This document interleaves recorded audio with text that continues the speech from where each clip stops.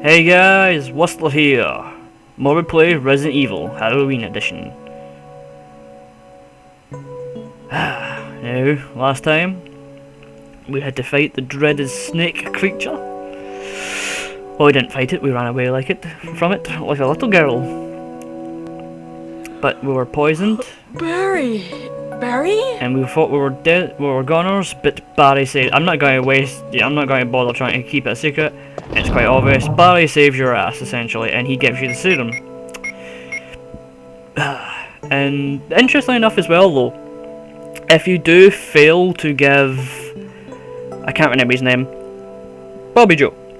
If you don't get to Bobby Joe in time with the serum, you still keep it. The idea is you like get up to him and he's like dead, and you're like, oh crap, oh no. But the idea being that you still keep it, so you can use that straight after if you get hit by the snake, and so then you use it and you don't get the poison, and thus you continue on, like you don't pass out and Barry doesn't come and save your ass again. Which leads me to deduce that pretty much generally, Jill is like the kind of not easy mode, but it's the safer mode to play, because they generally try to like push you in the right direction most of the time. Now, if I remember rightly, yep. And so now we actually get to move on to Act 2, and we get our trusty handgun ammo back, which is great, because it means I can... Oh, and make sure you actually re-equip it, because I didn't actually realise till a while later that it actually does take it off you. Then, like, you wake up and it's unequipped. Now, if you're not dangerous like me, save now, because it's really recommended, because the next save point there's a fair bit between us and the next save point. And so... now we must go on, but I think the fastest way is to go up the stairs. Because now, if you remember rightly, where we're heading right now is, if you can remember correctly, if I can remember correctly actually, we are heading for the area, remember the area where the crow puzzle, like the crow painting puzzle was? We're heading there, because around the corner from that room, is the next area we have to head for. I am actually genuinely impressed with I managed to get up to this point and not fuck things over really badly, except for the one or two occasions. But so far so good, Because generally, I usually screw up doing everything on the first area. Usually when it gets to the second, the second area I screw up a fair few bits. Don't know why that sentence was so difficult. On the third, coming back to the mansion, I can screw up, but more along the lines I would just screw up getting extra items. Now we head... Bugger, where do we head? We head in this direction. Crap. Actually I haven't used them. For the first time since ever, I am actually having to resort to this. If we go for there, yep. So we head this way. Oh crap, the dogs are still going to be there.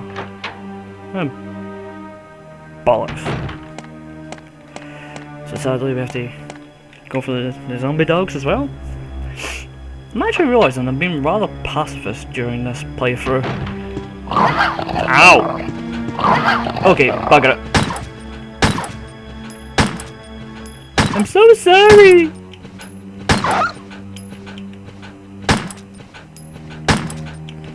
Okay, reload, because by the sounds of things he's getting stuck. Oh! Now luckily you just make sure you time it correctly, so every time he stands up. Also, if you're playing the director's cut version, you can just auto-aim by aiming and then pressing L1, which directs you into the other direction. And now you'll see the items I was talking about. Hang on. I've been gypped. There's usually an item there if I remember correctly. Or is it here? Oh yeah. There's usually 2 if I remember correctly, but anyway, here we get another nice and handy clip. Probably just basically makes up for what we just wasted. Anyway, yeah, so we're good. I think we're like 2 bullets up now.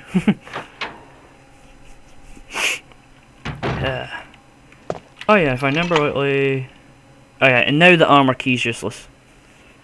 Now, in there's... You don't really need anything from there until later on. Admittedly, later on it's a bit more dangerous to go there. Basically, in there's, if I remember rightly, there's like 3 green herbs and 3 red herbs, which is really good. And the only thing you have to watch out for is the dogs. So avoid you, like the plague. Come on, come on, do this? Yeah. Ah, there we go. Haha. I'm actually kind of disappointed in myself as well, because I was actually, I'm disappointed in my choices, because I realise now that I don't find Resident Evil scary anymore. Like, there's occasional jumps, but I've generally gotten to that point where I know this game off by heart. Come on. And shoot. If you can't see them off screen, make sure you just time it for when you can hear the growl. If I remember right as well, on advanced there's actually 2 of them there, which is never fun. But so, also, if you forgot to get the crests, make sure you go back and get them, because you're not going to be able to get very far. But we put the sun there. We put the wind there, and don't worry, it puts them where it's meant to go. It puts the moon there, and then we put the star there. Cha-ching! And we've unlocked the door in the next area of the game, which is essentially what I call Act 2. I do generally think this is actually, in like the walkthroughs and everything, this is counted as in Act 2, because, you know, it's like the next section of the game. Bloody hell. Yeet. I push that. Now by auto, like, I don't know if it's maybe just me, but I instantly do see the idea of being, you need to get up there.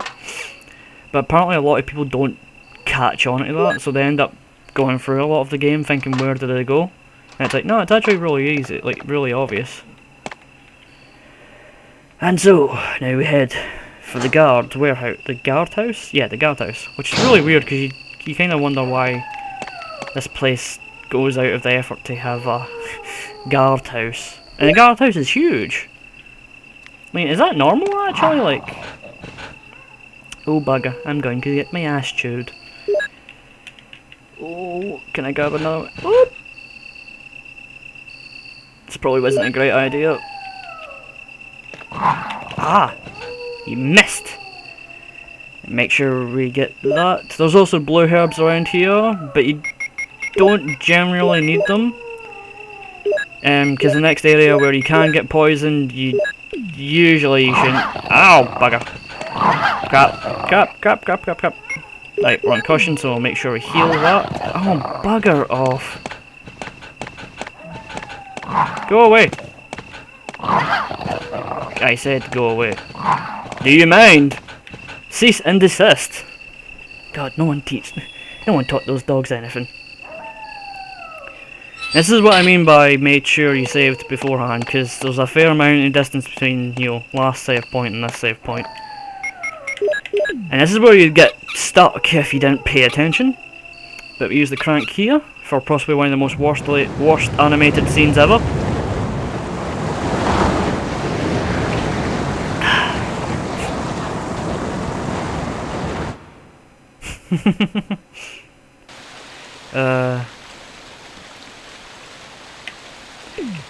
Now, if you actually didn't pay attention to how that said it's running down the opposite side, the reason why is because we need to come back here later on, and we do need to remember that, because it's generally it does puzzle me, because it is one of those bits where really, oh yeah, and this is one of the bits where the idea is if you walk really slowly for some stupid reason, those snakes will fall down and they will bite and they will poison you.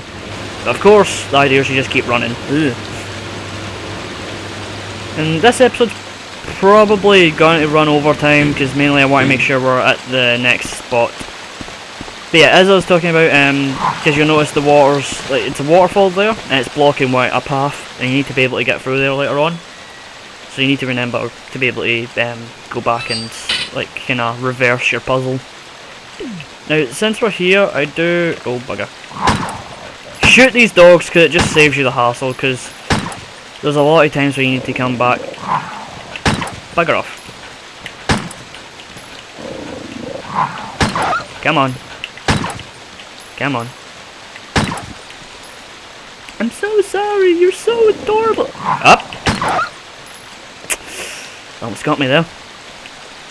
Okay, I do recommend it, like, taking these, just generally, we're at the next save point, well, not generally, the next save point is directly ahead, so it's best to just grab these items just for the sake of making sure, because you don't want to get screwed over anytime soon.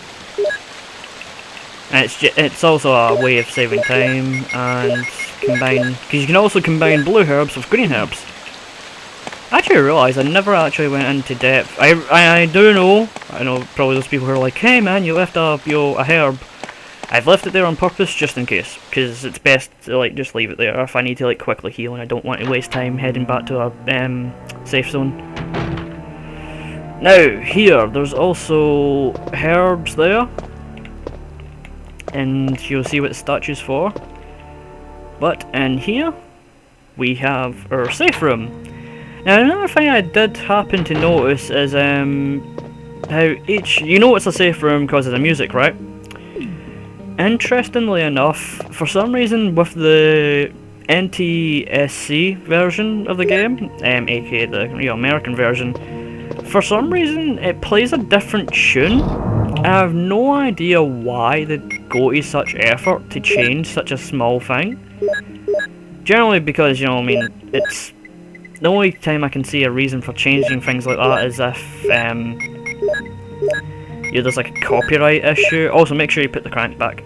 If there's like some form of copyright issue, possibly, but I can never see the point in changing, you know, or generally, you know, it's like, oh, there's gore here, so we need to take that out, which is a thing that tends to happen when it comes to American versions for games.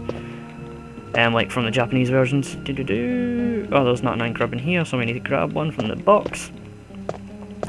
But, you know, for some reason, they randomly changed the audio for here, which I never ever understood,